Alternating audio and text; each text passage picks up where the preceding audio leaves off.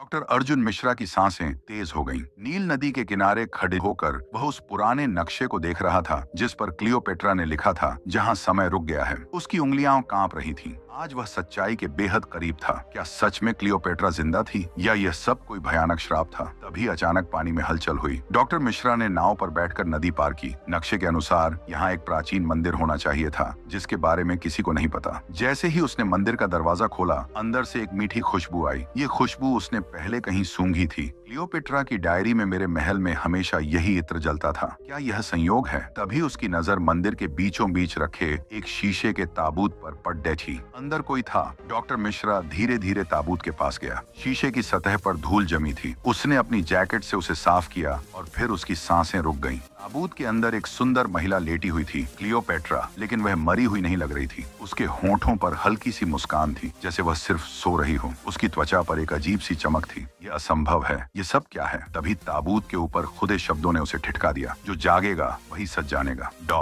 मिश्रा ने आसपास देखा। ताबूत के पास एक प्राचीन पत्थर की किताब रखी थी। उसने उसे खोला और पढ़ा। अमृता का रहस्य सिर्फ एक ही है, जो इसे पाए वह कभी नहीं मरेगा, लेकिन उसकी आत्मा श्रापित हो जाएगी। क्या क्लियोपेट्रा ने यह श्राप स्वीकार कर लिया था? तभी अचानक ताबूत से आवाज आई, एक धीमी सिसकती हुई सांस। डॉ मिश्रा का दिल धड़कने लगा। क्या वह जाग रही थी? शीशे का ताबूत धीरे धीरे खुलने लगा। डॉ मिश्रा पीछे हट गया और फिर क्लियोपेट्रा की आंखें खुल गईं। वह धीरे से बैठ गई। उसकी नजरें सीधे डॉ मिश्रा से मिली। तुम आखिरकार आ गए। उसकी आवाज में एक अलौकिक गूंज थी। मैं इतने सालों से इंतजार कर रही थी। डॉ मिश्रा के मुंह से सिर्फ एक ही शब्द निकला, कैसे? क्लियोपेट्रा ने बताया, मैंने अमृता का यंत्र चलाया था, लेकिन इसकी कीमत मार्क एंटनी की जान थी। मैं हमेशा के लिए जीवित रह गई, लेकिन अकेली। मैं इस श्राप से मुक्ति चाहती हूँ। तुम ही मेरी मदद कर सकते हो। डॉक्टर मिश्रा ने पूछा, कैसे? क्लियोपेट्रा ने एक पुराना खंजर उठाया और कहा, इस खंजर से मेरी जिंदगी खत्म करो और मुझे आखिरकार शांति दो। डॉ मिश्रा के हाथ में खंजर था। क्या वह ऐसा कर पाएगा? क्लियोपेट्रा की आंखों में आंसू थे। मैं तुम्हारा धन्यवाद करती हूँ। अब मैं आराम से सो सकती हूँ। डॉक्टर मिश्रा ने आंखें बंद कर ली और फिर एक चीख गूंजी, अंतिम सवाल, क्या डॉ